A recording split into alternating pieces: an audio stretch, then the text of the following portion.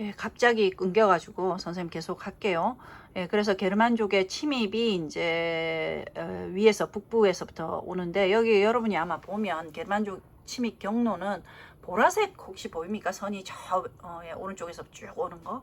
예, 이 보라색 선이 여러분 후운족이라는 우리 흔히 저기 중앙아시아의 유목부족으로 알려져 있는 사람들이죠. 이 사람들이 여기 갑자기 이동해 오면서 게르만족들이 여기에 덩달아서 이제 지금 이제 자기 주거지를 이탈해서 막 이렇게 돌아다니게 된 거죠. 그래서 우리가 보통 이걸 게르만의 이동이라고 하지만 사실 이게 평화적인 게 아니죠. 이 선은 전부 이게 전쟁터다고 보시면 됩니다.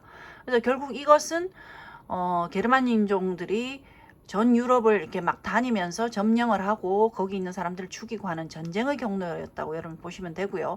그래서 이 훈족의 영향 때문에 자극받은 게르만족들이 이동하면서 생긴 것, 이게 게르만의 민족 이동입니다. 게르만의 이 침입은 전쟁인데 이건 굉장히 이제 여러분 넓은 영역까지 많이 번지죠. 게르만족은 여러분 여러 유가 있습니다. 같이 게르만이지만 이름이 각각 달라요. 예, 부족마다. 들어봤나요? 혹시 고트족? 예. 비시고트, 오스트로고트, 소고트, 동고트 우리가 보통 그렇게 나누고 앵글색슨, 그죠? 잉글랜드로 가죠. 지금 밤색. 예, 그리고 빨간색 보입니까, 여러분? 빨간색 굉장히 많이 이동했죠? 예, 이게 이제 그 유명한 그 잔인함의 대명사. 예, 뭐라 그럽니까? 반달족, 반달리즘이라는 게 이제 파괴 이런 거잖아요, 그죠? 그래서 이제 그리고 여러분이 아마 좀 재밌게 봐야 될 것은 이렇게 위에 있는 파란색입니다, 파란색.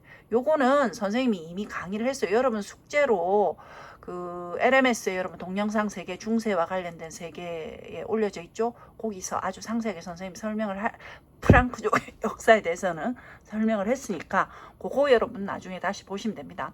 자, 어쨌든 서쪽은 지금부터 이제 서쪽 로마가 몰락하고 나면 게르만족의 휘하 안에 들어간다 라는 걸 여러분 기억을 하십시오. 자, 그러면 이제 동쪽은 어땠느냐? 동쪽도 일시적으로는 게르만족의 이게 침입을 받긴 했지만 상당히 오랫동안 게르만족과 상관없이 이제 자기들의 독립적인 왕국을 유지할 겁니다. 서로만은 게르만 용병대장에 의해서 황제가 물러나서 이렇게 퇴위당하지만 동로마 황제는 그대로 있었거든요. 그래서 결국 형제 국가이면서 지금 로마 하나가 무너지고 하나는 남아있는 그런 상태입니다. 그래서 그 나라를 지금부터 이제 살펴보도록 하겠습니다. 예, 그래서 이제 비잔틴 제국인데요. 지금부터. 자, 여러분. 보입니까? 자, 이게 서로마, 동로마의 영토입니다. 처음엔 이렇게 나눠져 있었죠. 이게 왜냐하면 로마의 전체 영토였으니까. 근데 이제 우리가 이 동로마 초록색으로 된 영토가 점점 줄어들 겁니다. 이렇게 넓은 영토였다가 콘스탄티노플 여기 있잖아요. 그죠? 여기가 수도고요. 이쪽 다 잃어버리고 나중엔 요 땅도 다 잃어버리고 여러분 한번 볼까요? 세태 과정을. 자, 여러분 초록색만 남아있는 거 보입니까? 지금 1143년에는 여러분 초록색까지 노란색까지 그 1000년에는 노란색까지 이제 로마 영토였다면 자, 요게 나중에는 여러분 뭐만 남느냐 하면요. 빨간색만 남아요. 보라색도 잃어버리고 빨간색은 우리 14세기쯤 되면 요것만 남는다는 거죠.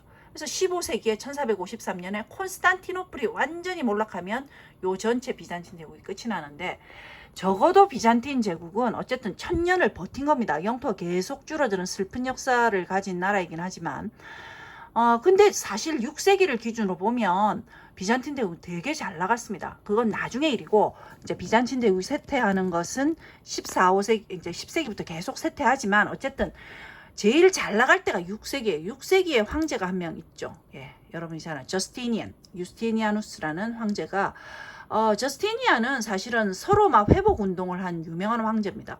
그러니까 왼쪽에서 우리가 동서로마로 나누는데 왼쪽 지역에서는 지금 게르만족들이 막 이렇게 오랑캐족들이 이쪽을 막 이제 점령하고 자기들의 왕족 국가를 세우니까 이쪽에서 이제 얘들을 정벌 활동을 한 거죠.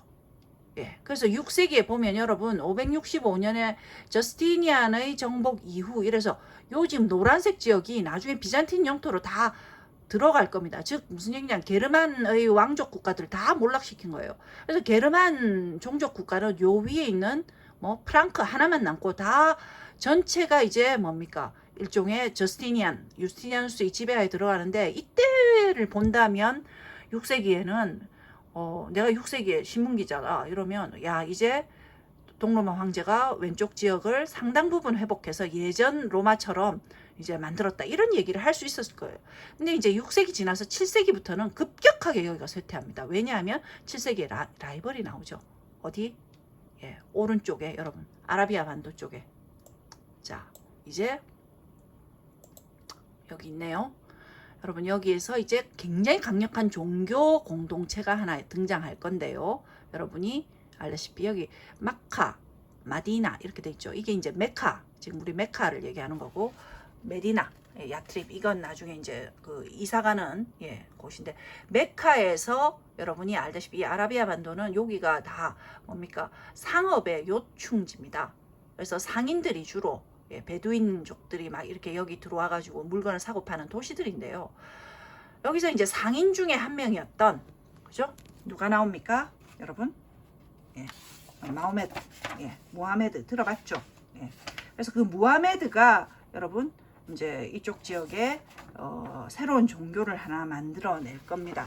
그래서 여러분이 노트를 보시면 여기 있네요.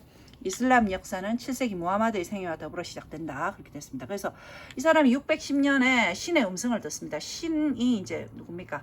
알라 신의 음성을 듣고, 그리고 622년에 헤지라라 그래가지고 이제 이주를 하죠. 아까 이야기한 메카에서 위에 있는 마디나, 야트립이라는 곳으로 이주를 합니다. 왜냐하면 여기도 똑같이 굉장히 박해를 많이 받았어요. 이 사람이 그 메카 지역에서. 그래서 이제 쫓겨나서 올라가서 거기서 이제 성공을 거두고 다시 금이 환영해서 아라비아 전체 반도를 자신의 종교 이슬람교로 이제 만들면서 이슬람교가 급속도로 성장을 하기 시작할 겁니다. 그래서 우리 이 아라비아 반도에서부터요, 이제 초록색까지 전부 이제 나중에 다 장악하고, 소아시아까지 다 이 아라비아들이 장악하면서 나중에는 이제 비잔틴 제국을 계속 공격해서 비잔틴 제국 요것만 남게 만드는 게 이슬람 제국입니다.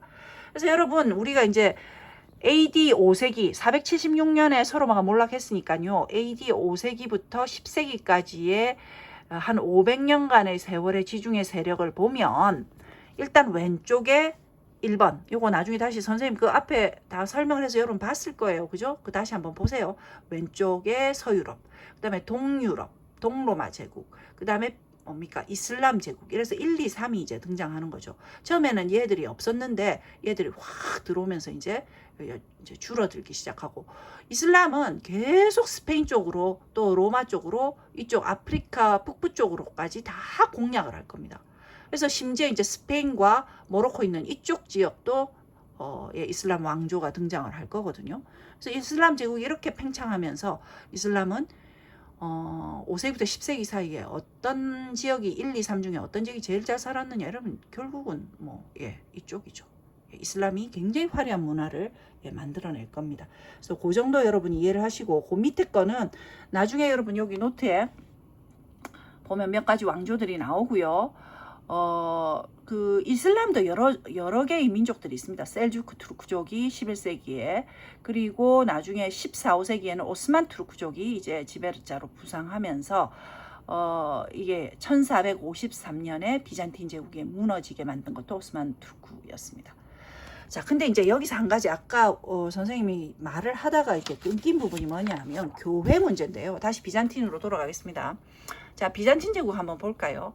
비잔틴 제국은 서로마 제국 무너졌지만 콘스탄티노플을 수도로 한 동로마 제국은 존속이 됐고, 6세기 중엽에 유스티니아누스 대제 때 굉장히 번성을 했다. 선생님 그렇게 말했죠. 그래서 옛 로마 영토의 대부분을 되찾아서 이때까지만 보면 곧 아마 동로마가 서로마까지 다 통일을 할 것처럼 보였습니다. 그래서 이제 그 유명한 게 성소피아 성당. 이 성소피아 성당은 이게 이제 카톨릭 성당이 카톨릭이 아니고 기독교 성당이었으면서도 동시에 나중에는 이제 이슬람 성당이 되는 아주 복합적인, 왜냐면 이쪽 지역이 점령당하니까요. 그리고 이제 유스티니아누스 대제 때까지는 여전히 로마적 요소를 상당히 유지하고 있었습니다. 언어도 라틴어를 계속 사용했고요. 그리고 유명한 게 이제 유스티니아누스가 여러분 법전을 만들죠. 로마법. 대전. 이거 여러분 보이는 거 모르겠다. 여기 있네. 로마법 대전. 그래서 이제 이런 식으로 법정까지 만들면서 굉장히 강력한 예, 그 힘을 발휘하고 있었는데 7세기가 되면 이게 변화를 합니다. 7세기 되면 헤라클리우스라는 황제 때부터는 언어도 바뀌고요. 예, 왼쪽으로 가는 걸 포기합니다. 왜? 이슬람이 계속 이제 괴롭히니까요. 그래서 동방 정책, 오른쪽에 신경을 쓰는 정책을 가져가게 되고 그리스어로 언어가 바뀌면서 원래 가지고 있던 로마적 전통을 사실은 이제부터 이제 상실하기 시작하는 거죠. 그래서 이제 이 비잔틴 제국은 그럼에도 불구하고 그리스 터키 주변을 비롯한 이쪽 지역에서 상당히 오랫동안 문화를 유지했고, 그래서 로마 문화도 상당히 많이 보존하면서 동쪽 문화도 또 이렇게 영향을 받으면서 이렇게 독특한 문화 제국을 만들었는데, 아까 말씀드렸다시피 콘스탄티노플이 계속 이제 약화되고 나중에 1453년에 오스만 투르크에서 멸망을 당합니다. 이때 이제 재밌는 게 좀 이따 중세 사회 그 동영상에도 여러분 보겠지만 1204년에 십자군이 그 11세기 말에 그러니까 1095년에 비잔틴 황제가 서로마 서유럽에다가 우리 너무 이슬람에서 약탈을 많이 당하고 특히 예루살렘이 이슬람에 의해서 정복되었다 성지가 그래서 이거를 빨리 찾자 해서 도움을 요청하죠. 그게 이제 십자군이고 그 십자군이 여러분 그 이후에 200년 동안이나 일본 지역의 서유럽이 동쪽 지역을 도와주러 갔던 그 전쟁이 있습니다. 그거는 이제 여러분이 아마 이미 샘 동영상 LMS에 있는 동영상을 통해서 봤을 거예요.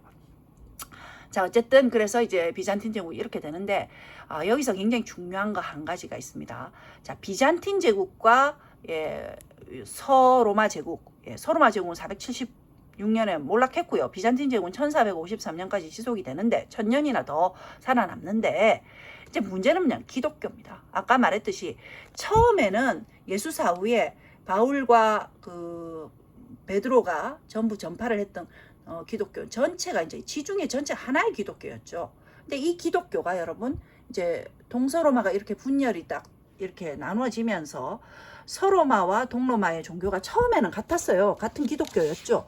근데 이제 시간이 지나면서 오랫동안 이렇게 나눠지면 기독교도 분열할 겁니다. 그래서 여러분 동서교회 분열이라고 선생님이 여기 써놓은 거 있습니다.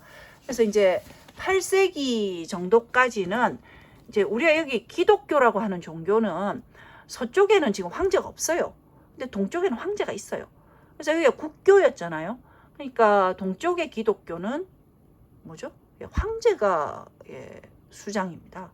그 밑에 물론 패트리아크들이 4명이나 있지만 뭐 예루살렘, 안티오크, 뭐 알렉산드리아 뭐 이렇게 해가지고 4개나 다 있지만 콘스탄티노플 이렇게 4개가 그런 대주교구자, 총대주교구자가 있었지만 그들은 다 황제 밑에 있었습니다. 황제도 역시 국가 종교니까요.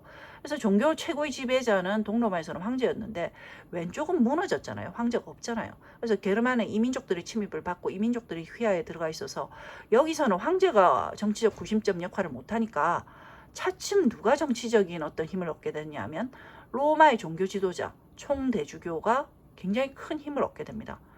그래서 이게 이제 여러분 왼쪽과 동쪽의 차이였던 거죠. 서쪽과 동쪽에. 근데 이게 이제 본격적으로 분열되는 건 뭐 때문이었냐면 왼쪽 지역에는 게르만족들이 많으니까 이 기독교인들이 게르만족들을 포교하기 위해서 성상을 많이 만들었습니다. 성상이 뭐냐면 여러분 뭐 마리아상, 성인상 이런 조그만한 조각상 있잖아요. 그런 걸 이제 주면서 포교를 한 거죠. 근데 이제 동로마 황제가 그걸 보니까 이 성상은 이건 우상 숭배다 이렇게 본 거예요. 그래서 동로마가 서로마의 교황한테 그 당시 아직까지 교황 아니고요. 총대주교였는데 총대주교한테 명령을 한 거죠. 너가 그거 쓰는 거 그거 뭐야? 우상 숭배야 하지마 이렇게 된 거예요. 성상에 대한 걸. 그래서 성상을 이제 파괴해야 된다고 성상을 다 없애라 이런 게 이제 황제의 명령으로 떨어졌는데 소로마의 패트리아크 총대주교는 이게 우스운 거죠. 왜냐하면 자기 나라도 아닌데 지금 동서로마 갈린 지가 언제며 이쪽에는 지금 황제도 없는 상황인데 그래서 이제 이 말을 듣지 않았고 결국 둘 사이가 이 두 개의 기독교가 굉장히 사이가 나빠지는 겁니다. 그래서 이런 기독교의 분열상은 결국 11세기에는 두 개의 종파를 만들어냅니다. 완전히 다르게 전련을 하게 되는데 왼쪽의 기독교와 동쪽의 기독교는 달라집니다. 우리가 발칸반도를 중심으로 초록색 지역, 동로마 지역의 기독교는 우리가 뭐라 부르냐 하면 그리스 정교, 그릭 오르소독스라고 부르고요. 로마를 중심으로 한 기독교, 서쪽 로마의 서로마 지역의 기독교는 로만 캐토릭, 로마 우리가 로만 카톨릭하든 천주교로 바뀌게 되는 겁니다. 그래서 두 개의 종파로 기독교가 처음으로 나눠집니다. 아직 루터 종교개혁 하기 전의 이야기입니다. 그래서 여러분 서쪽은 그리스 반도와 이게 터키와 이런 지역은 그리스 정교고요. 기독교라고 부른다면. 그리고 이제 발칸반도 위로 올라가서 세르비아, 그다음에 러시아 이런 쪽이 그리스 정교로 갈 거고요. 왼쪽 지역 우리가 얘기하는 프랑스, 스페인, 독일, 영국 이런 건 뭐예요? 전부 로만 카톨릭입니다. 이해되죠? 그래서 우리가 주로 이제 그 다음 역사가 주로 그런 나라들을 영국 이런 나라를 볼 거기 때문에 전부 왼쪽에 있던 서유럽은 다 로만 카톨릭으로 통일이 되어 있었다라고 여러분 기억을 하시면 되고, 우리가 조금 낯선 발칸반도 지역에 있는 그리스와 소아시아 지역과 이런 지역, 그 다음에 러시아 이런 데는 그리스 정교로 분열되는 게 지금 얘기한 11세기의 일이었습니다. 그래서 요 정도로 종교 분열을 설명을 하고 나면 나중에 이제 서유럽 1번 지역은 로만 카톨릭으로 통일이 되어 있었고, 2번은 버티다가 그리스 정교를 유지하다가 버티다가 3번 지역, 즉 뭡니까? 이슬람 세력권에 의해서 무너지게 되는 것이죠. 이게 이 지역의 종교의 역사였습니다. 자, 그래서 이제 이거를 하고 나면 그럼 이제 우리가 본격적으로 1번, 2번, 3번의 역사 중에 2번, 3번은 간단히 다루었고요. 우리가 앞으로 계속 공부해야 될 게 1번 지역입니다. 5세기부터 10세기까지를 딱 놓고 봤을 때 1번, 2번, 3번 중에 어디가 제일 강했느냐라고 얘기한다면 아까 얘기했던 3번 이슬람이 제일 융성했고요. 그 다음에 제일 약한 곳이 어디였느냐 한다면 사실 5세기부터 10세기까지는 1번 지역입니다. 1번은 게르만족의 민족 이동, 그 다음에는 그게 5세기, 6세기 굉장히 이제 혼란기였고요. 6세기에는 또 유스티니아누스가 이쪽 지역을 회복하겠다고 전쟁을 걸 겁니다. 그래서 계속 전쟁터였고요. 7세기부터는 이슬람의 뭡니까? 공격을 계속 받을 겁니다. 이슬람 공격은 계속 될 거거든요. 7세기부터 10세기까지.